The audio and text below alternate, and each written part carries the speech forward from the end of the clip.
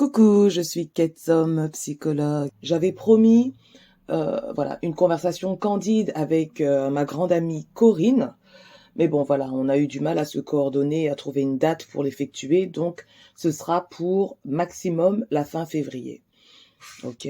Bon, vous savez que je suis pas super active sur YouTube.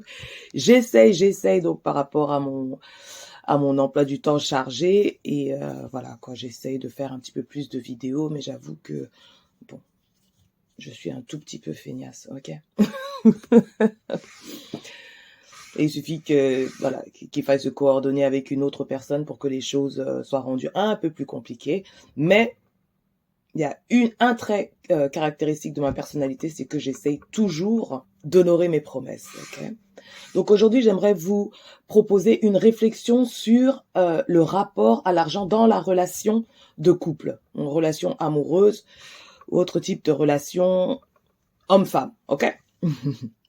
Et pour ça, je vais essayer d'illustrer mon propos avec deux cas extrêmes. Donc on entre directement dans le vif du sujet et je vous propose la première vidéo d'un extrême. All right, serious question, y'all. For people in a relationship, me and my boyfriend always get in a fight over money, bro. Okay, mind you, I'm not broke. I'm not broke. I am broke right now. You feel what I'm saying? But I make good money is what I'm trying to say. And all my money goes into my bills. It's just after all my money goes into my bills, I usually have nothing left. So I picked up 3 jobs, right? But my boyfriend didn't like that I was working the 3 jobs because he felt like I wasn't around my kid as much, which doesn't make any sense. But anyways, nevertheless, I had to quit a 3rd job because getting a sitter was becoming a little bit difficult because everybody started working in the evenings. So anyways, me and him always get an argument over cash. And mind you, I'm only ever asking him for cash on my off days. Like, if I'm paid, I'm good, right? On my off days, though, I do be asking him for cash. And I'm not talking about, like, hundreds of dollars. I'm talking about 10, 20, maybe 50. And majority of the time, it's to be put back into the house, right? Or it's to be put to good use. Like, I'm not asking him to get my hair done. I'm not asking him to get my nails done. He doesn't even get any of that stuff done for me. Like, he does none of that for me. Like, if he does something for me, I have to ask for it. You feel what I'm saying? But I don't feel like that's right. And I get mad because every time I ask him for money, he wants to explode or have some type of reaction that just triggers me. And I just want to know, like, do you females ask your man for money, and how is that transaction? Like, is it a fight? Is it normal to ask your man for money? Like, how much money does he give you? You know what I'm saying? Does he treat you to get your hair and nails done? Like, my man literally does nothing but keep his money to himself. Like, and it's annoying, and he's very Mr. Krabs, and I don't like that. And I don't know if that makes me sound shallow or whatever the case may be, but no, I want to marry a provider, and I feel like providers, will help out. And also, he doesn't like to talk about his finances, bro. How are we supposed to be getting married in the future if you can't even have a simple conversation about finances with me? It's always turning into I'm being money hungry. But it's like, I'm realistic, bro. We need to know our budget. How much are we able to spend? Am I wrong?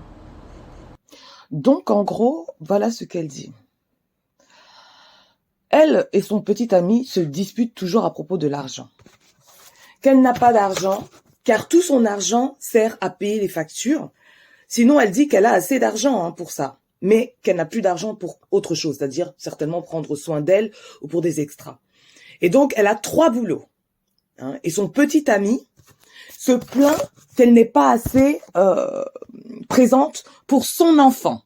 Pour elle, ça n'a pas de sens. Bref. Elle a quitté son 3e boulot car ça devenait difficile pour elle de trouver une babysitter puisque les gens reprenaient leurs occupations en soirée. Donc, elle dit qu'ils se disputent toujours à propos de l'argent alors qu'elle lui demande de l'argent simplement les jours où elle ne preste pas. Ok, et elle ne parle pas ici de 100 € ou plus, mais plutôt de 10, 20, peut-être 50 €, et qu'en général, c'est pour les dépenses du foyer. Elle ne lui demande pas pour aller se faire coiffer, pour ses ongles. D'ailleurs, il ne fait rien de tel pour elle. Pour qu'il le fasse, elle doit toujours demander, et ça l'énerve. Ok, elle n'aime pas. Qu'à chaque fois, elle lui demande de l'argent, monsieur s'énerve et lui retorque qu'elle est avide d'argent. Et ça a le don vraiment de l'agacer, cette femme-là. Donc, elle se questionne et demande aux femmes qui sont dans des relations, est-ce que vous demandez de l'argent à votre partenaire, à votre homme? Et comment s'effectue cette transaction? Est-ce que c'est la dispute assurée? Est-ce normal de demander de l'argent à son partenaire? Combien vous donne-t-il? Est-ce qu'il vous offre le coiffeur ou les ongles? Que la seule chose que ce mec fait avec son argent, c'est le garder pour lui-même. Donc ça, c'est quelque chose qui l'énerve vraiment et elle n'aime pas du tout ça. Elle aimerait épouser un pourvoyeur, que d'après elle, les pourvoyeurs contribuent dans la relation. Et lui n'aime pas du tout s'épancher sur ses finances. Et elle qui se demande comment pense-t-il qu'on puisse être marié dans le futur s'il ne peut même pas avoir une simple conversation à propos de l'argent? Ça se termine toujours en l'accusant qu'elle est avide d'argent, alors qu'elle se trouve tout simplement réaliste. Ok? Qu'elle dit qu'elle a besoin de connaître leur budget, combien sont-ils capables de dépenser. Et donc, voilà, elle se demande si elle a tort. Franchement, quand j'ai vu cette vidéo, elle m'a vraiment fait de la peine. Déjà, au premier abord, elle a l'air épuisée. Elle n'a pas l'air d'avoir le temps de prendre soin d'elle. Alors oui, certaines personnes négligent leur apparence, hein, ils sortent comme ils se sont réveillés et voilà, ne veulent pas comprendre, ne veulent pas tout simplement accepter que ces personnes-là seront jugées par l'œil étranger. C'est-à-dire que quand vous sortez là, les gens ont besoin de savoir comment on est censé vous traiter. Ok, donc il est plus difficile de manquer de respect à une personne qui a une apparence propre sur elle qu'une personne qui se néglige. Ok? Nous sommes notre propre carte de visite. On ne sait pas qui on va rencontrer là dehors. On ne sait pas. Et on a envie d'être sous notre meilleur jour. Alors je sais très bien que voilà, on n'est pas souriant tous les jours, on n'est pas souriant. Voilà, il y a des moments où on est fatigué, on va certainement se négliger un jour dans la semaine ou des choses comme ça. Mais franchement, notre apparence exprime certaines choses. On est toujours dans la communication. Donc même à travers notre apparence, on communique quelque chose à l'autre. Ayez conscience de cela. Donc, pour moi, cette femme-là a l'air de vivre des choses compliquées. Et de toute façon, vu ce qu'elle nous raconte, voilà, c'est un peu validé, quoi. Ne serait-ce que dans sa relation de couple et ce rapport à l'argent. Donc, une des premières phrases que j'ai traduites, elle et son petit ami se disputent toujours à propos de l'argent. Ok. Donc, moi, j'ai déjà un problème avec ce terme petit ami. J'avais déjà fait une vidéo à ce sujet-là. Ok? En fait, tout le sentiment que j'ai à travers ce petit moment de vidéo, c'est que ce mec-là l'utilise. Ok? Lui, il a besoin d'habiter quelque part. Et entre-temps, il met de l'argent de côté pour, à un moment donné, voler de ses propres ailes et peut-être même montrer sa capacité de pourvoyeur à une autre femme. Ok? Parce que clairement, il n'a pas envie de s'occuper, de prendre soin de cette femme-là. Mais elle ne veut pas entendre ça et traduit ça par voilà un problème d'argent, c'est-à-dire une différence d'opinion par rapport à l'argent. Donc si on reste dans cette conception de rôle et de fonction du petit ami, est-ce que le petit ami est censé déjà habiter avec nous? Est-ce que le petit ami est censé payer nos factures? Est-ce que le petit ami, est censé jouer le rôle d'un partenaire? Parce que là, pour moi, il y a un problème, de conception du rôle du petit ami. Pour moi, petit ami équivaut à nous sommes en dating. Voilà. On n'a pas encore décidé d'être dans une relation à long terme. Alors, si on a décidé d'être dans une relation à long terme avec son petit ami, on n'habite pas ensemble. Donc, du coup, chacun paye ses factures. Ok? Maintenant, le petit ami, s'il a cet état d'esprit de pourvoyeur, c'est ce qu'il essaye de montrer, c'est ce qu'il essaye de prouver en soutenant sa petite amie en lui montrant qu'il sera capable dans un futur de pourvoir dans un foyer. Mais ça ne veut pas dire qu'il doit payer les factures d'une personne avec qui il ne vit pas. Mais là, j'ai l'impression que elle vit avec son boyfriend. Donc pour moi déjà, c'est un problème. Ils se disputent toujours à propos de l'argent. Voilà. Elle dit qu'elle a de l'argent, donc qu'elle fait assez d'argent pour payer les factures. Et tout de suite, je gratte ma tête en me disant, ok, l'homme là, avec qui tu as l'air de vivre, je ne suis même pas sûre, rien n'est clair. Cet homme-là contribue financièrement comment? Si tout ton argent, et elle dit qu'elle fait good money, donc elle fait, assez d'argent pour payer ses factures. C'est ce qu'elle appelle good money. Mais de ça, il ne lui reste rien une fois qu'elle a payé les factures. Elle a 3 boulots. 3 boulots.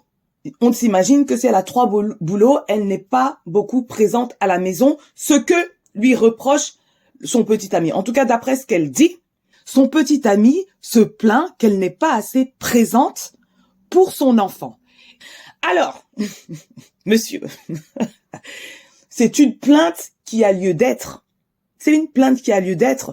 Et donc, il dit bien, du moins, elle dit bien, pour mon enfant. Donc, je soupçonne que cet enfant-là n'est pas l'enfant de cet homme-là. Quelle est la contribution financière de cet homme dans la vie et dans le foyer? Parce que j'ai l'impression qu'ils habitent ensemble, même si c'est pas clair. Quelle est sa contribution financière?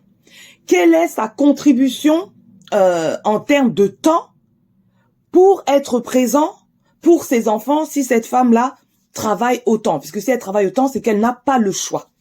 Je suppose qu'elle aimerait plutôt être à la maison ou un peu plus à la maison que de faire 3 boulots. Donc, elle a dû quitter le 3e boulot parce que difficile de trouver un babysitter en soirée. Donc, monsieur, quel est le type de boulot que vous faites pour ne pas être là non plus en soirée? Très, très bizarre. Voilà, donc j'ai tendance à croire qu'ils ne vivent pas ensemble. Encore une fois, s'ils vivent ensemble, quelle est la contribution de ce monsieur et pourquoi ne serait-il pas capable de garder cet enfant-là en soirée?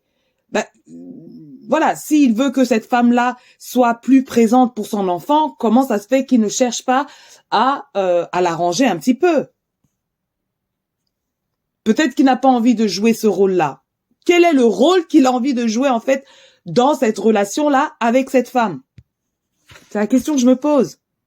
Puisqu'elle dit qu'ils se disputent toujours à propos de l'argent, alors qu'elle ne lui demande de l'argent simplement quand elle ne preste pas. Donc je pense qu'aux États-Unis, c'est pas comme en Europe où on est payé en tant que salarié, en tout cas, une fois par mois. Ok, donc eux, c'est peut-être par semaine ou des choses comme ça. Voilà.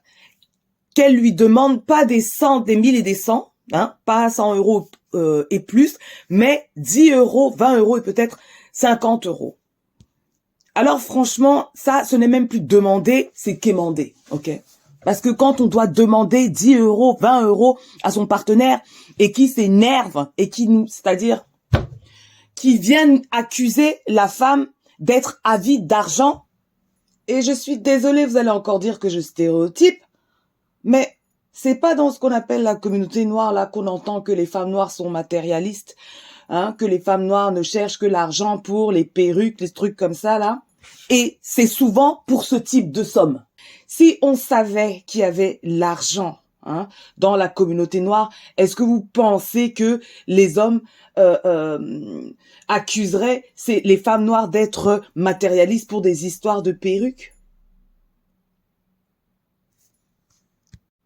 Dites au moins que vous avez acheté la maison à une femme et à vos enfants et que la femme vous a mis dehors.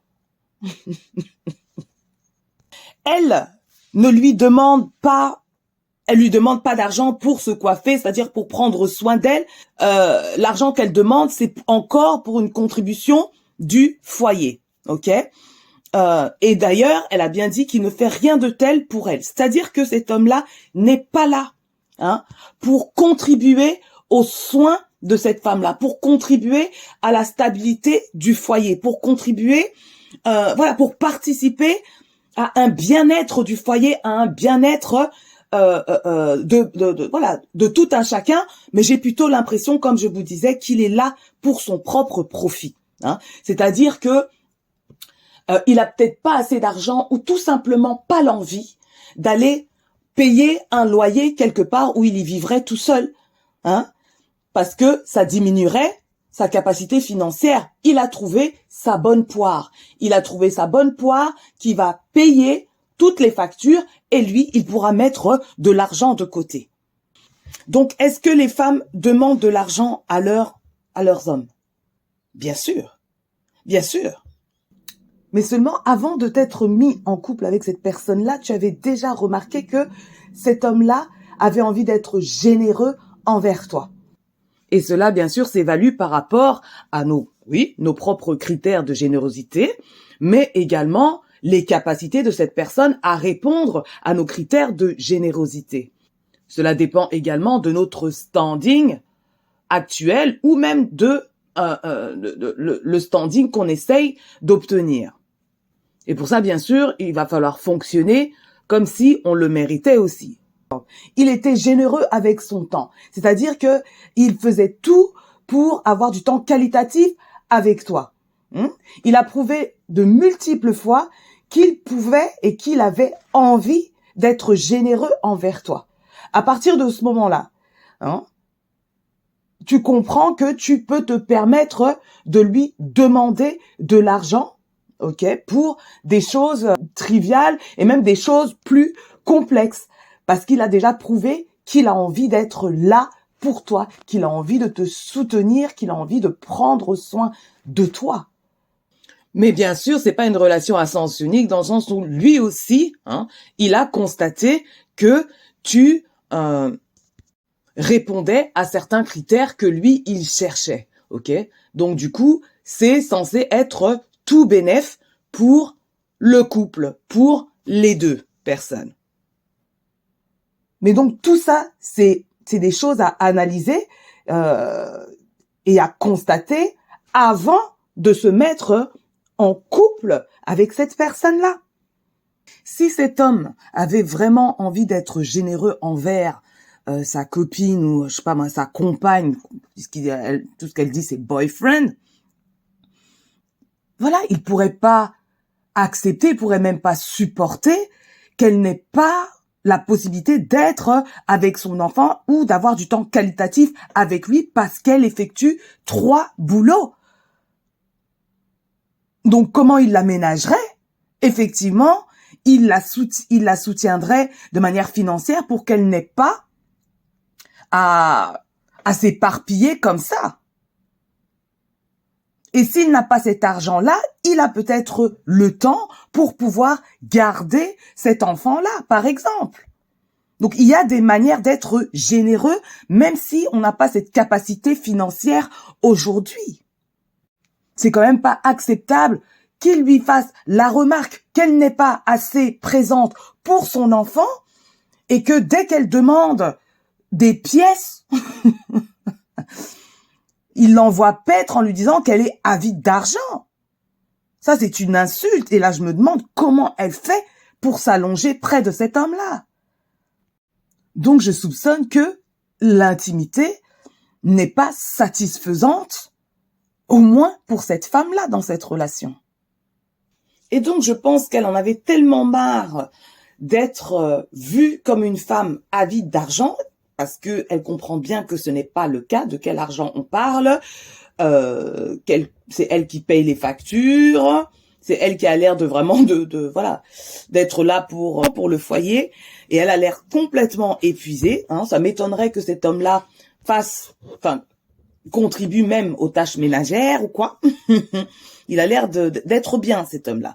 Et donc, cette femme-là a des tas de questions qu'elle se pose, puisque perturbée par la réponse de son partenaire, qui la décrit tout le temps comme avide dès qu'elle demande 10, 20 euros, quoi.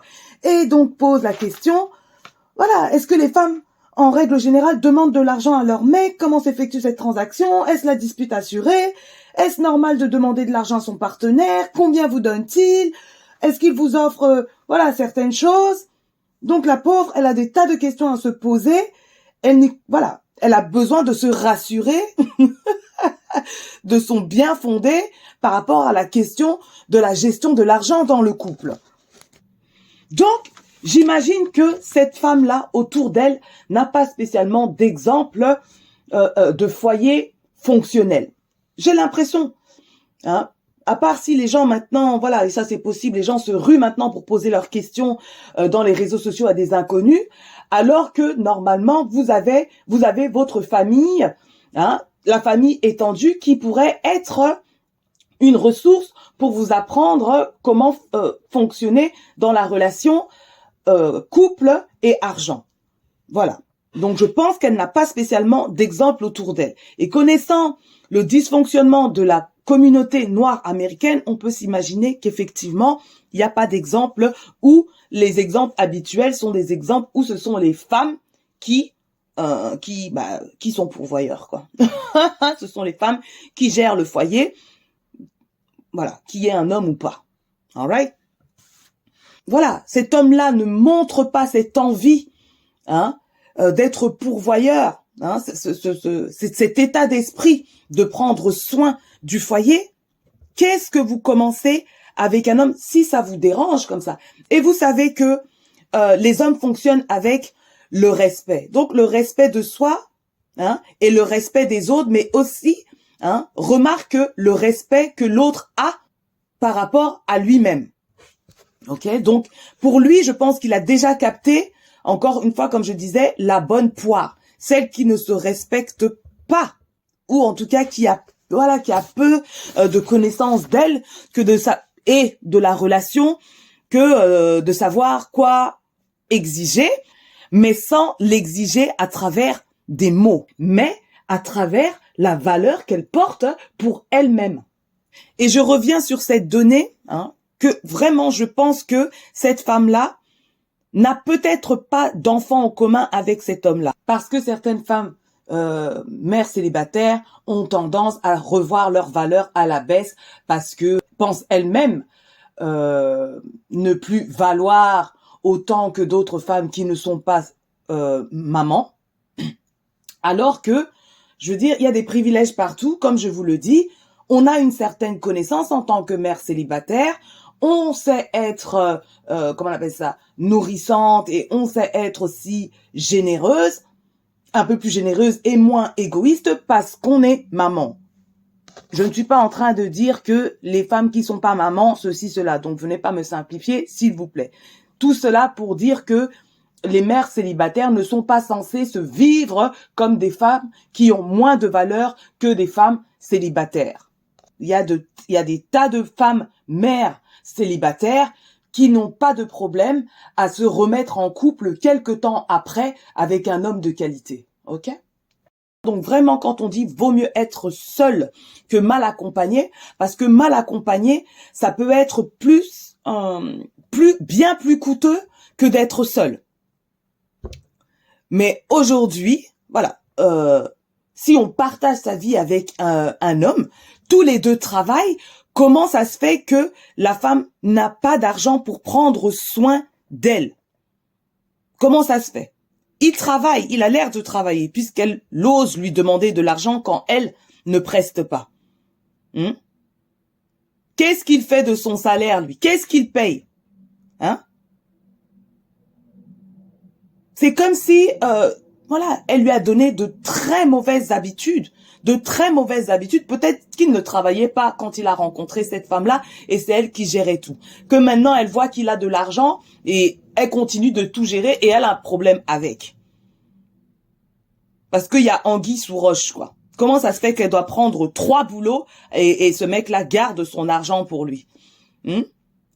En tant que femme, d'un point de vue psychologique évolutionniste, les femmes ne sont pas à la recherche d'un homme avec de l'argent en soi, quoi.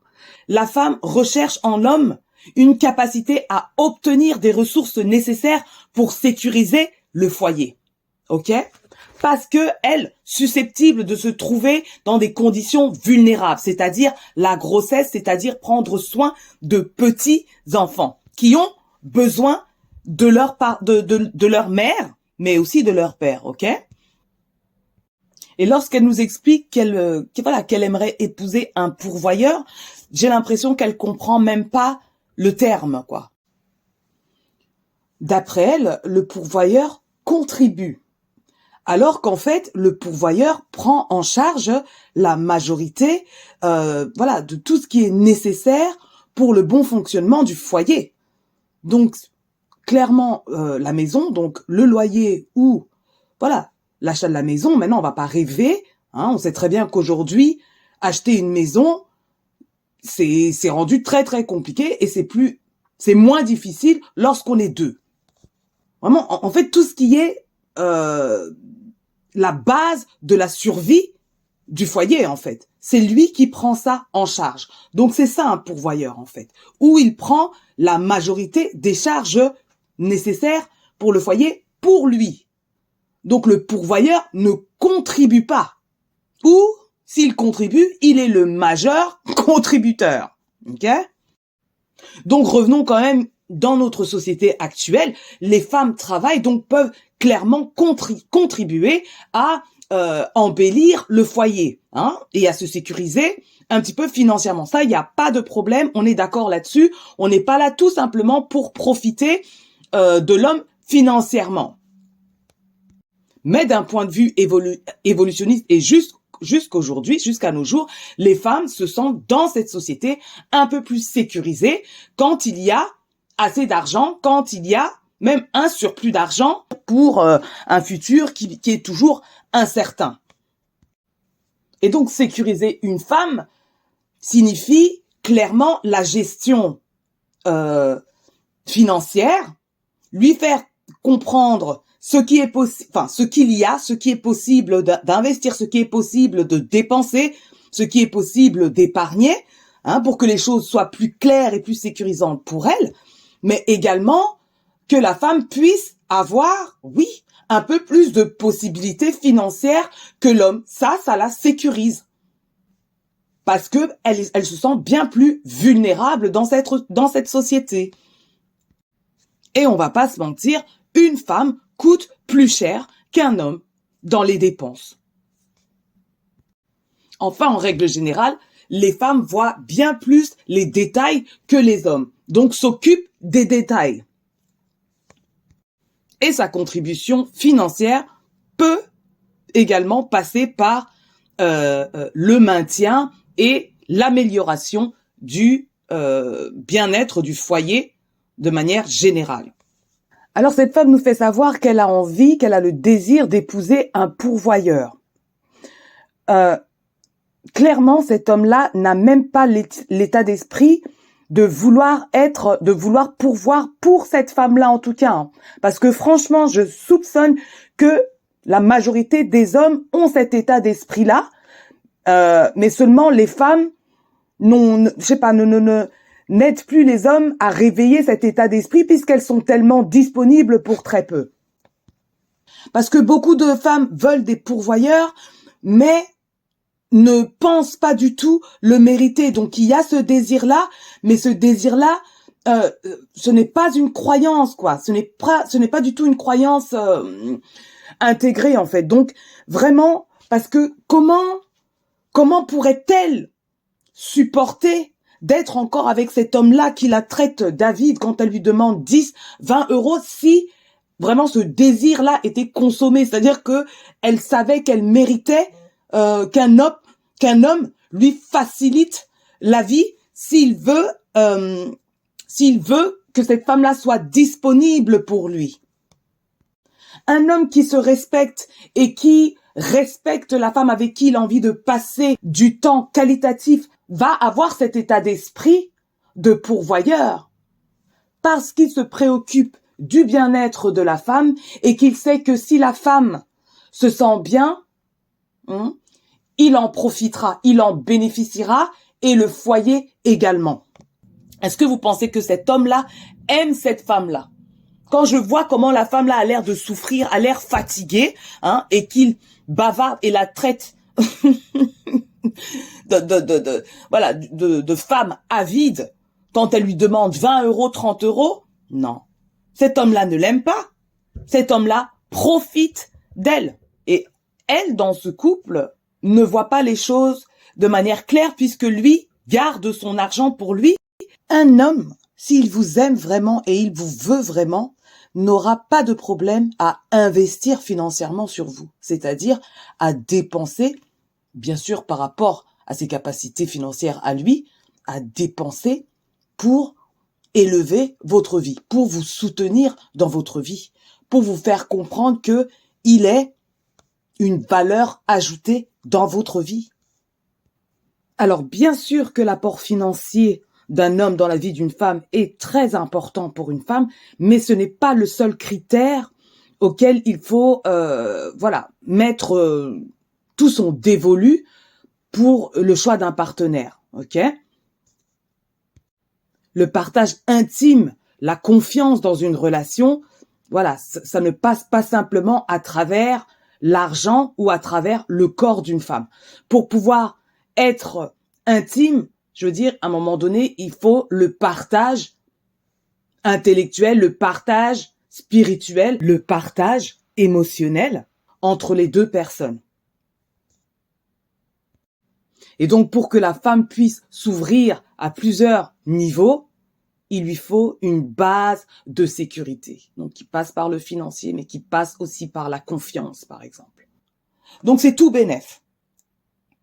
Et quand la femme s'ouvre, ce n'est pas seulement sexuellement, ok? Ce n'est pas simplement intimement, mais elle s'ouvre également dans la créativité, ok? Donc elle peut, imaginer d'autres idées pour faire fleurir, fructifier les ressources, ok? Mais cette réflexion-là est compliquée quand on est dans l'insécurité. Donc ça, c'était la première vidéo extrême, c'est-à-dire que elle est dans une soi-disant relation amoureuse, mais elle galère. En fait, c'est ça, elle galère. Pour la partie 2, je vous propose une autre extrémité, ok, où c'est une femme qui exploite un homme. Voilà, je tiens juste à dire que ma réflexion émane toujours d'une réflexion basée sur la construction d'un foyer, la construction d'une famille, ok? Voilà, dites-moi ce que vous avez pensé de cette vidéo, faites part de votre expérience et on se capte à la prochaine. Peace!